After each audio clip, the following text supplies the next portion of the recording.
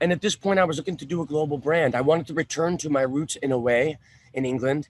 It's a country that I very much love and have been visiting often for the last 20 years. My wife went to university there as well.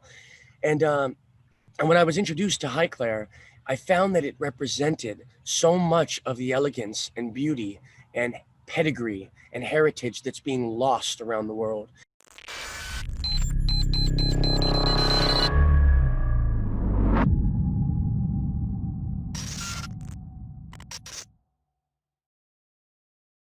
Hey, it's Kellen, and today on Diversified Game, hey, get your cups, fill it with ice, and vodka is dead, says my guest, Adam Von Gootkin of Highclere Castle Gin. Vodka's dead and gin is in. Adam, welcome to the show, and you got to explain that more to us and tell us why.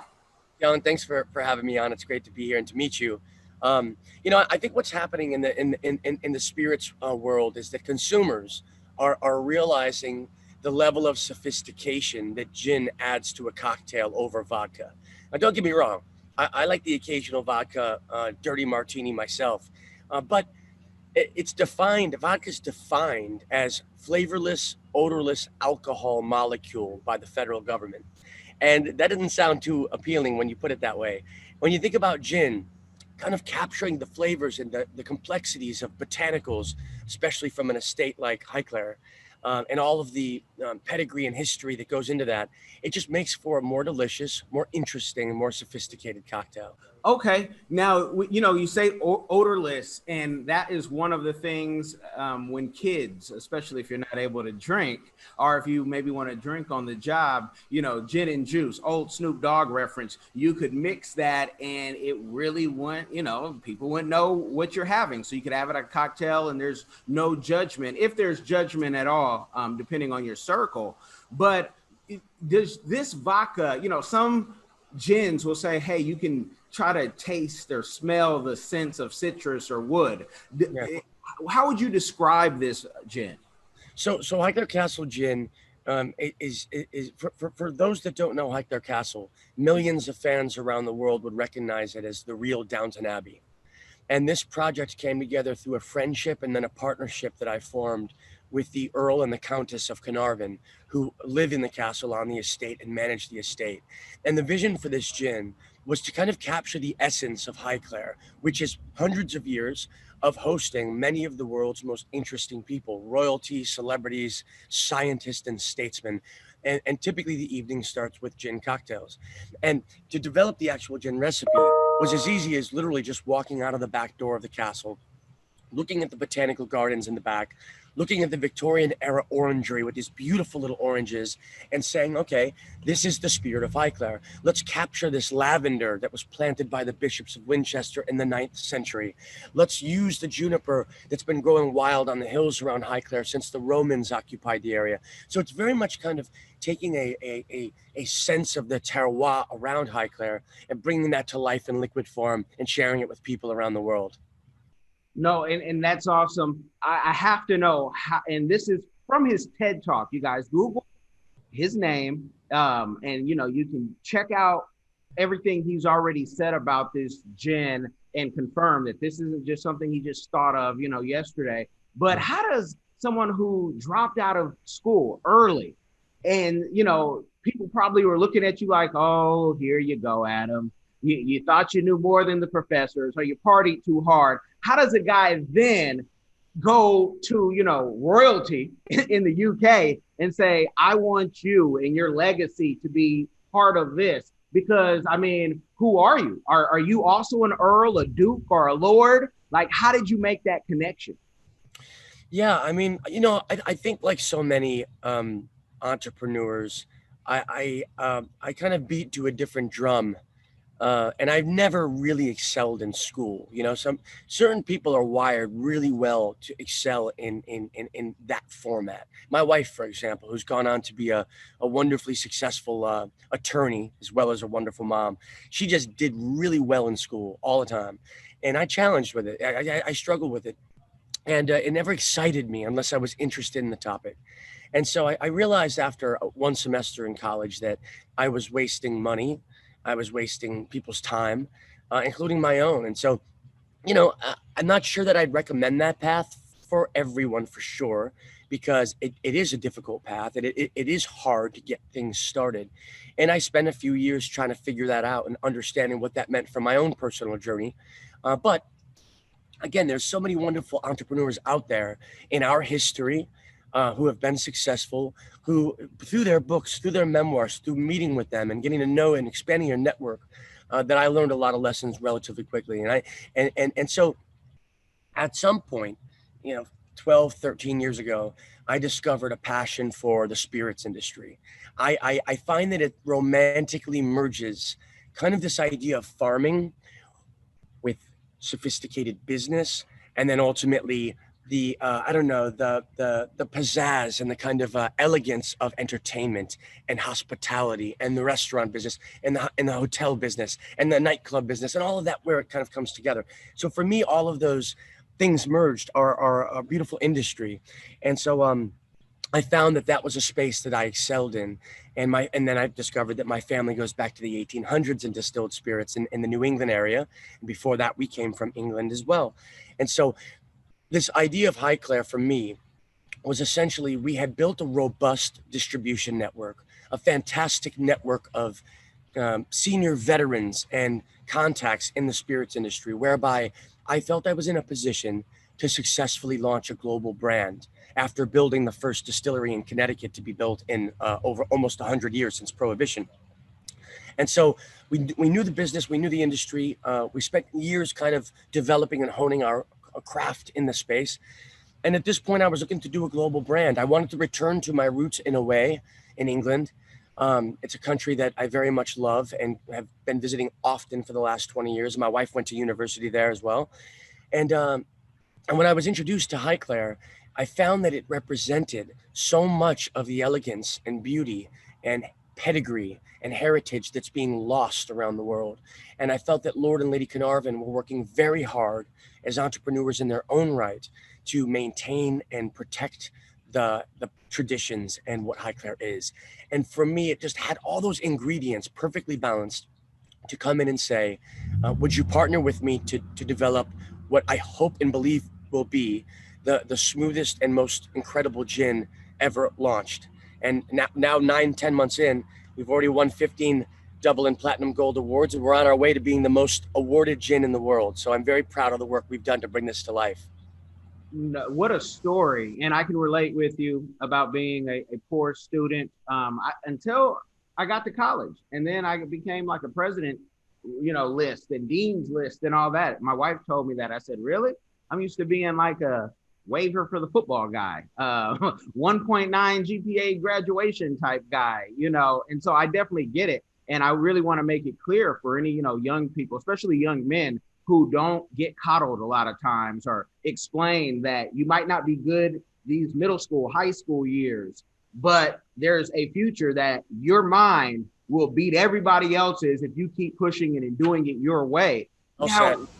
Now, when you made that deal, with them in England, and I love London too. My oldest, her name is London. So I really love.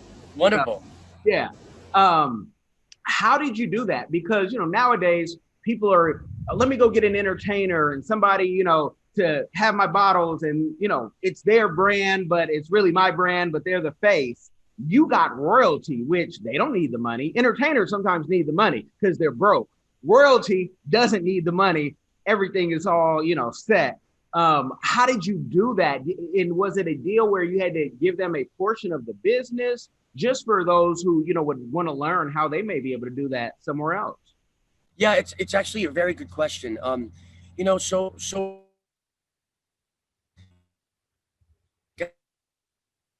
and I Hold on, Adam. Hold on. I'm going to ask you to repeat that. Some Zoom or something is acting funny. And froze you. Okay, there you go. You okay now? Yeah. Yeah. We'll edit it out. Don't worry.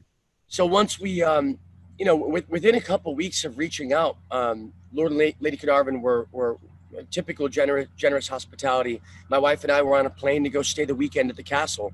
And one of the things that I made very clear that was important to me from the beginning is I did not want to do a licensing deal. To your point, I did not want to slap Downton Abbey or Highclere Castle on some label and then come back here and try to pipeline a bunch of product. I was really looking, in order to do this and make it work, it had to be authentic, the way Highclere is authentic. It had to be real and genuine. And so to that end, I wanted Lord and Lady Carnarvon to be partners, active partners. And they were very comfortable with that. I mean, it costs an immense fortune to run Highclere and that 5,000-acre estate. There's a lot of people whose jobs depend on the longevity and the sustainability of the estate. And so I think Lord and Lady Carnarvon are obviously very careful about the endeavors that they get involved with, and they have to protect the brand and the very old legacy of the family. But I also think that they're innovative, and they're looking. They were looking for opportunities to further premiumize and globalize the Highclere brand beyond Downton Abbey, and essentially that's what I had proposed. Let's keep it real, let's keep it genuine, let's build this thing together. Let's develop the recipe together. Let's host the parties around the world together. Let's really build the brand from the ground up. And in some ways, that's what Highclere does anyway, and has done for hundreds of years. Slow and steady wins the race. A commitment to quality, not just chasing the dollar, but chasing the essence and the soul of the product and the business. If that makes any sense. No, you want it to be, just like you said, genuine. So I definitely get that. I just try to make a path for, there's so many avenues as an entrepreneur you can go down, and there's so many things you can do. And after you make such a deal like that with, people that have the name and the legacy, and your own name is like, if you put Sir in front of it, we wouldn't be shocked, right? That's like, when people see that name, that's what you call a power name, and you could say the third or something. But after you make that deal, do doors start opening up, as far as, retail or events that would not have opened up as soon with having that name? Yeah, that's actually a really another great question. So, one of the things that we knew from the beginning was, well, let's face it, the vast majority of brands, spirit brands in the marketplace, are created in marketing boardrooms by MBAs, and they're designed for one reason and one reason only: to make money. And so the philosophy behind that model is, let's limit our cost of goods to as low as we can get it, and pump some money into rapid distribution, and we'll market this the best we can and see if it sticks. That's your typical brand you see in the liquor store. And then you've got some craft brands that are like, passionate distillers that create a small distillery, and maybe they have a great brand in their regional area. So we knew with Highclere that we already had a global brand. I mean, something like 250 million people around the world watched Downton Abbey. And there's a lot of Anglophiles in the United States that love everything about England and kind of that heritage and that side of British life or British history. And so, we knew that we had something with global legs immediately. On top of it, I mean, the Downton Abbey movie came out last year by NBC Universal and was number one at the box office for quite a period of time. And so Highclere Castle was further being pushed into screens and advertisements all around the world, whereby even if people didn't know Downton Abbey is really Highclere Castle, they would at least recognize the castle on our bottle or in our marketing from that level of exposure. So, in short, I think we had a very big advantage coming to the marketplace, because instead of being a brand created in a marketing boardroom, we were real. We have that ties to the actual land, where we're using botanicals from the actual estate, where Lord and Lady Carnarvon, a genuine Earl and Countess who are, and Lady Carnarvon's a successful author in her own right, with a growing following around the world.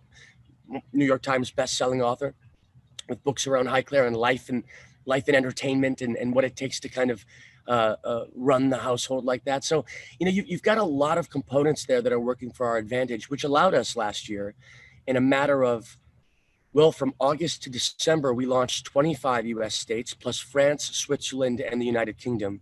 And had COVID not stopped the world in March, we had on deck Poland, Malta, Canada, and regions of Latin America, in addition to some cruise lines and things like that. And so we're getting back on track now a bit, but As you can imagine, that's not typical for a brand to launch that fast, that rapidly, and have that level of support and demand in the market. No, definitely not. And you mentioned some more of my favorite places to travel, especially Malta.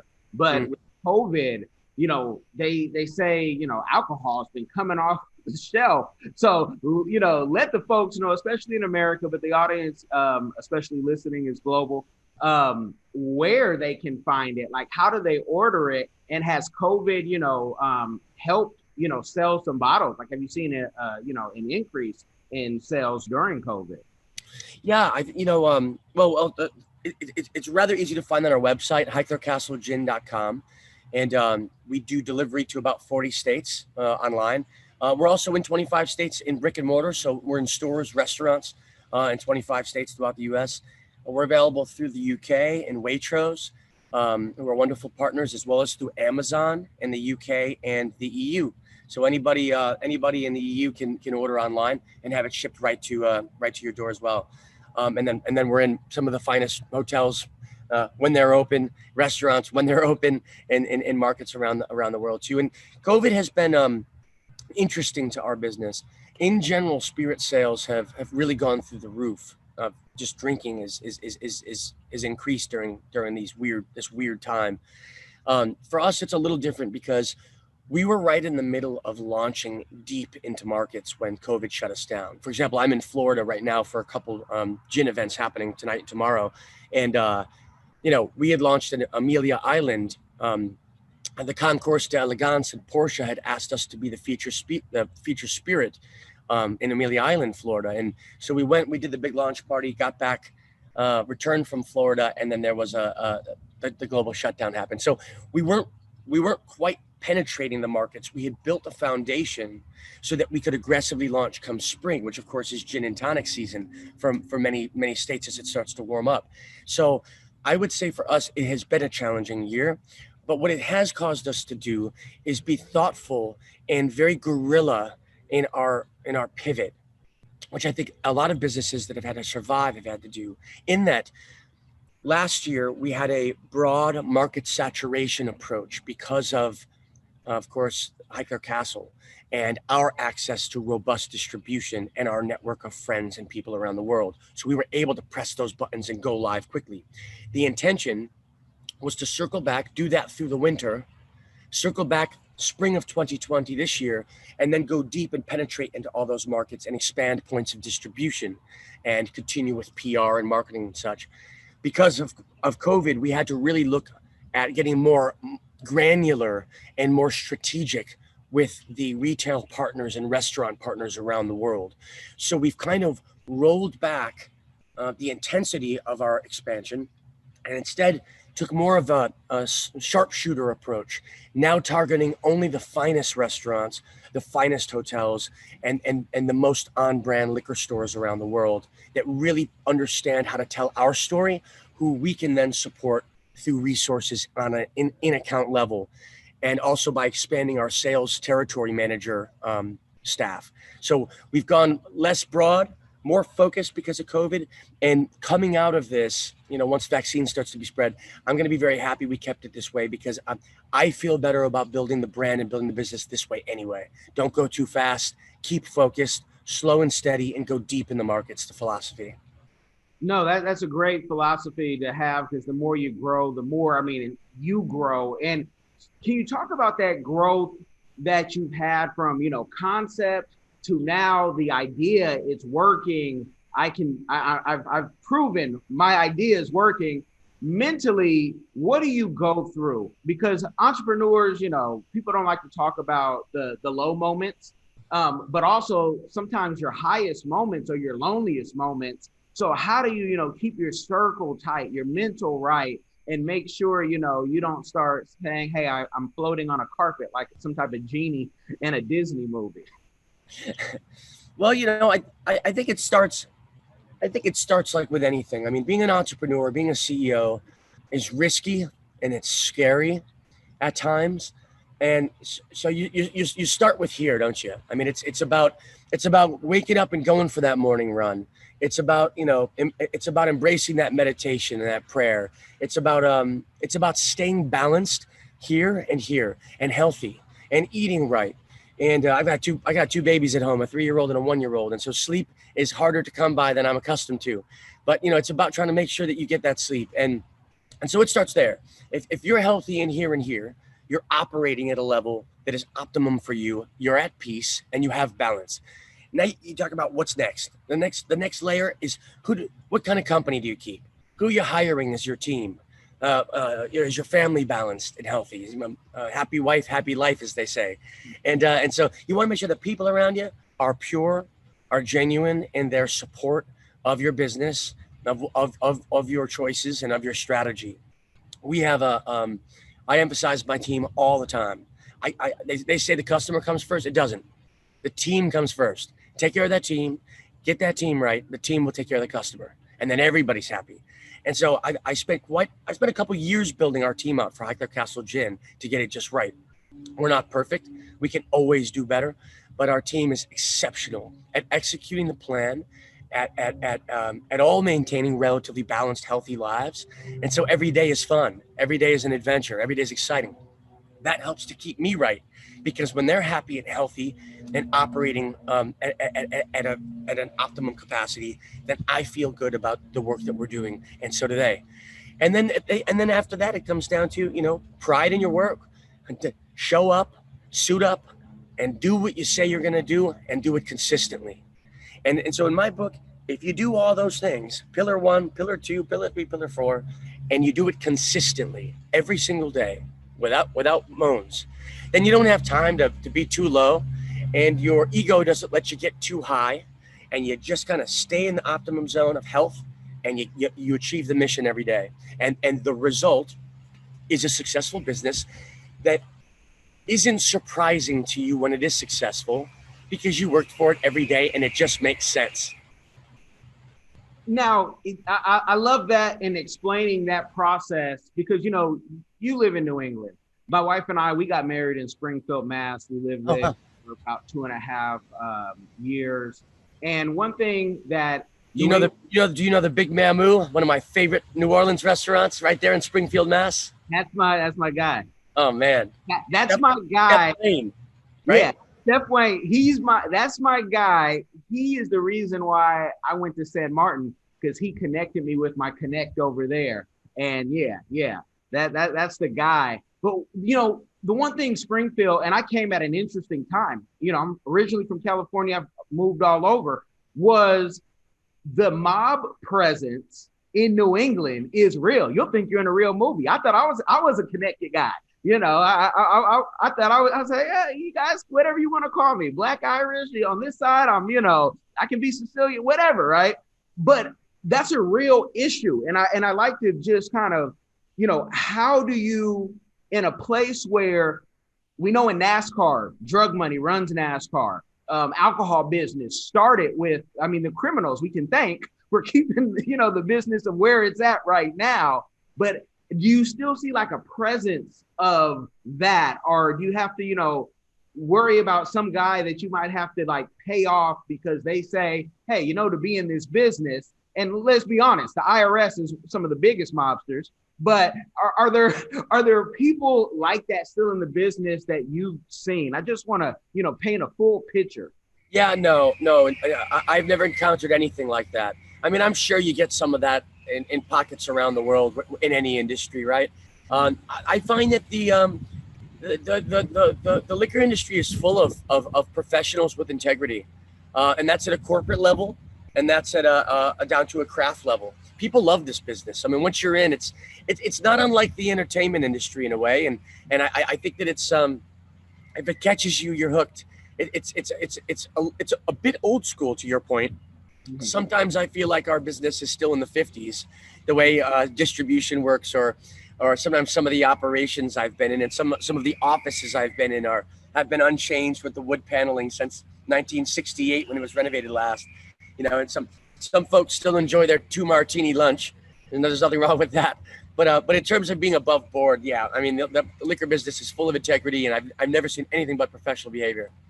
Okay, I'm glad. I'm glad. Just being in New England, I could just see the Yeah, pressure. sure. Yeah, because I really saw it, and I'm like, this is real. This is The Departed. And so with that, and you say entertainment industry. I mean, all the crooks still in this business. It's interesting how things change, but they just go underground. Now, Yeah. with the success that you're having and that you're gonna have, what is a community give back that you're doing now or that you want to do in the future?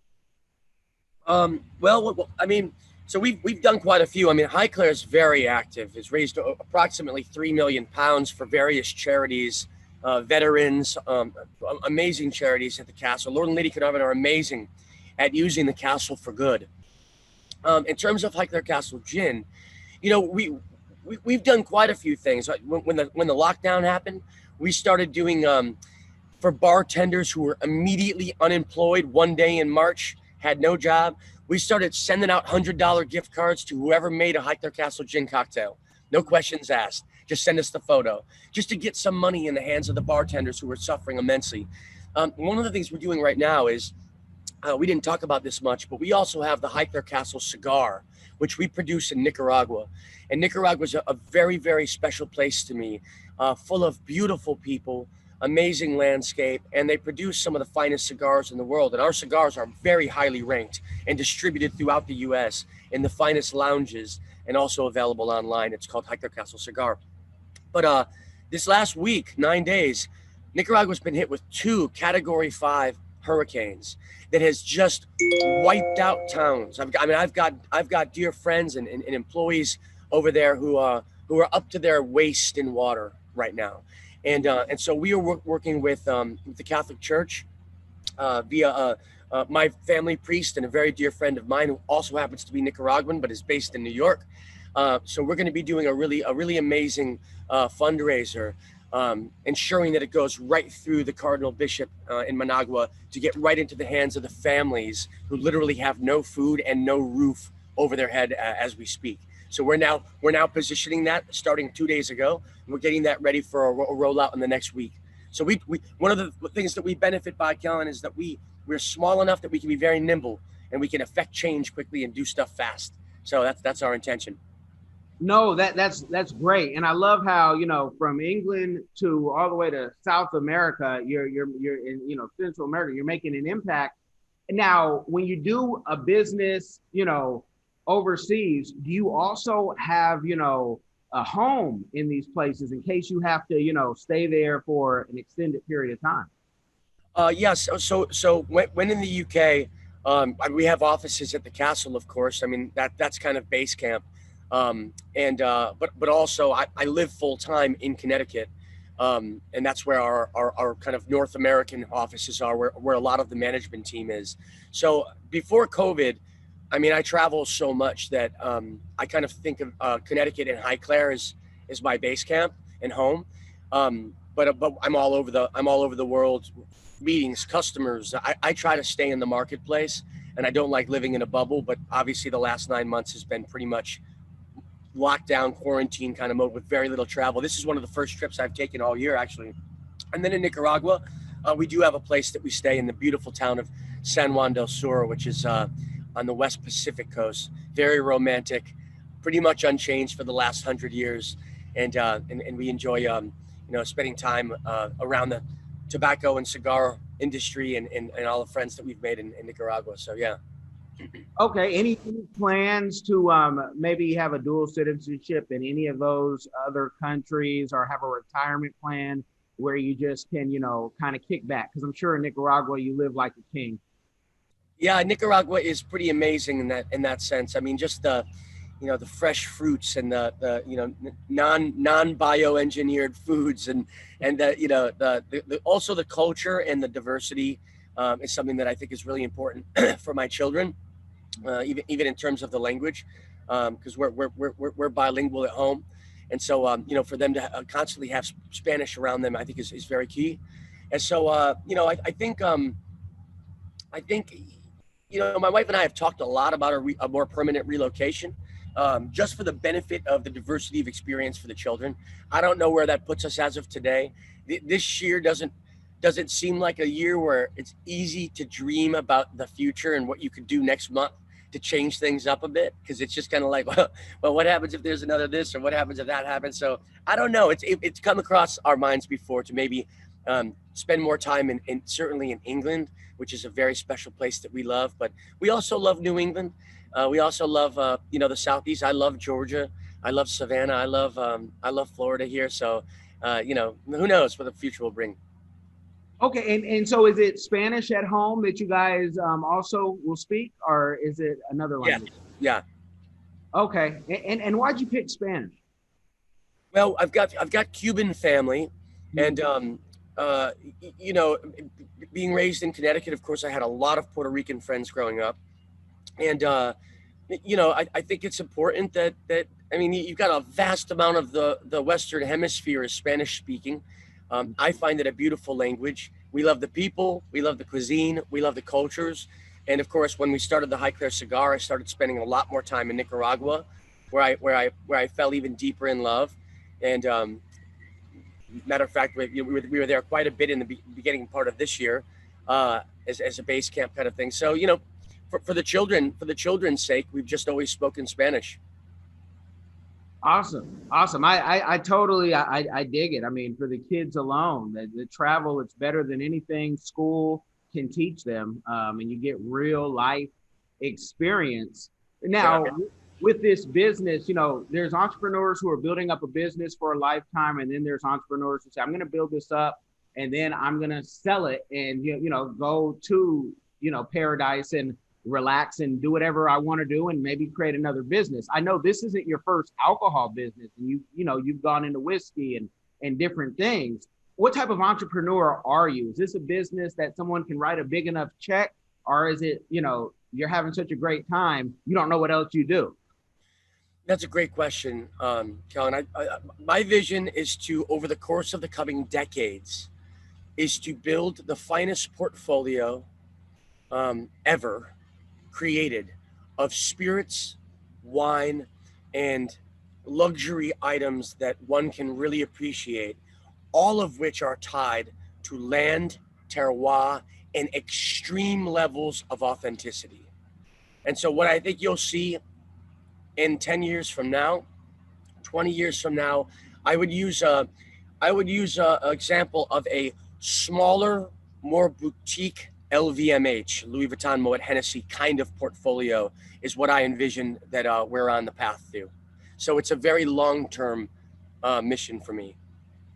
Man, this is good game. You guys are getting this. I want you to like, share, subscribe, and make sure you look in the description box wherever you're listening and are watching, and go and order, check out a bottle, fill the bar. We're going to be in this thing for a while. So if you are going to entertain during the holidays, beyond the holidays, try, splurge a little, because, I noticed on the website, it doesn't have the price. You have to kind of make an inquiry to get the price. So I don't want to scare people. I want them to put in their information, and it's about $40 a bottle plus shipping. The reason it does that is because it's variable shipping. So if it's if a warehouse is close to where someone lives, it's less than if it's in California and the warehouse is coming from, Ohio or something like that. So it's done like that way to make it as efficient as possible to keep the price down for everyone.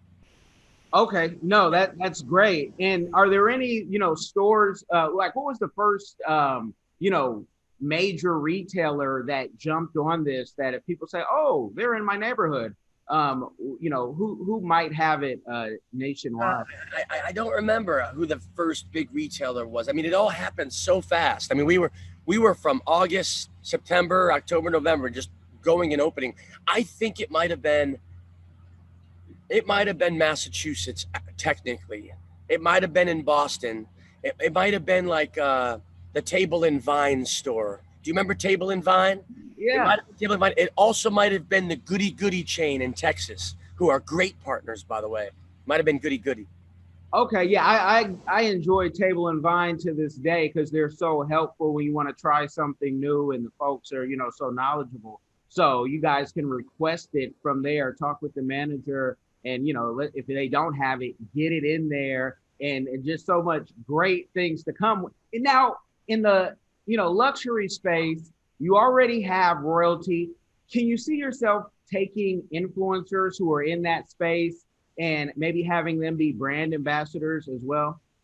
Oh, we do that all the time. If you look at our Instagram page, we've got it's Highclere Castle Gin, obviously, on our Instagram and Facebook. But on our Instagram page, we've got such wonderful leaders in mixology and photographers, bartenders who we're engaging with to create many of those beautiful cocktails and those beautiful photography. So absolutely, at some point too, when things get a little bit back to normal, having influencers out to the castle for an evening to experience what that's really like at the castle with the wonderful butlers and the head butler Louis, who's an amazing mixologist in his own right. To experience the life and culture of what is Highclere. Absolutely. Okay, so I just like the light bulb went off when you said when things get back to normal and open again. During VidCon in the UK, are you familiar with VidCon?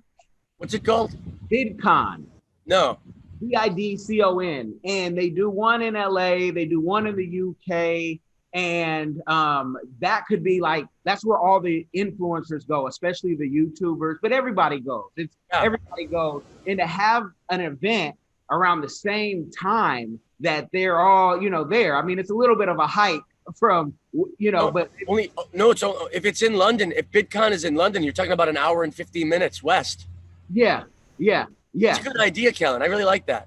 Yeah, I could see, because I love those conferences. So I may be there, like, hey, we're going to the castle, and we connect there. Shout out to Irene Major, who is has a castle of her own in Ingress Abbey, which is further away. But I could see having those type of people who, she's a high level individual as well. People want to go to other events when they're at an event, especially when you fly in, and maybe you guys have some type of a bus, chariot, something that can get people in and out. Viacom does it all the time for their parties. So great idea. That's a really good idea. Yeah, because they're already there, and in all those pictures and photos. And I think I'm going to end it with when will your book be released? And also, could you see yourself doing like a documentary type series on how you created this? Two great questions too. My book came out about 3 years ago. It's called Living Proof: Onyx Moonshine's Journey to Revive the American Spirit. And it did rather well. People can find it, I think, on Amazon and on Barnes and Noble and stuff like that. It's out there floating around. It's rather outdated. This was before I started Highclere. So maybe 4 years ago it came out, which means I probably wrote it 5 or 6 years ago. So right as I was beginning the Highclere process, but still a good read about how, my experience through not succeeding in college and then building the first distillery in Connecticut in a long time and that kind of thing. I haven't had any time to even ponder a second book, but someday I will. And with regards to a documentary, we're actually composing right now an interesting pilot reel of I'd like to have a semi-documentary kind of show that shares with people the behind the scenes of what it takes to build a global luxury brand from scratch, and all of the behind the scenes components, from the harvesting of the botanicals all the way through to meeting with restaurateurs and famous chefs around the world and getting the gin in the menus, and then engaging with consumers around the world in different scenarios. So it's actually in the works as we speak. No, that's awesome. Love to hear it. I mean, I when you were saying that, I'm like, wait, he's going to teach people. That's a course. That's a training course that, he can host people at the castle. And that would have to be a lot of money, you guys, because you cannot get this type of game, in person for free like you are now. So Adam, I thank you for coming on and sharing. We're going to take this offline, you guys. Make sure you like, share, and subscribe. But thank you again, Adam. It was a real pleasure. Thanks for having me on. You asked some fantastic questions. Thank you.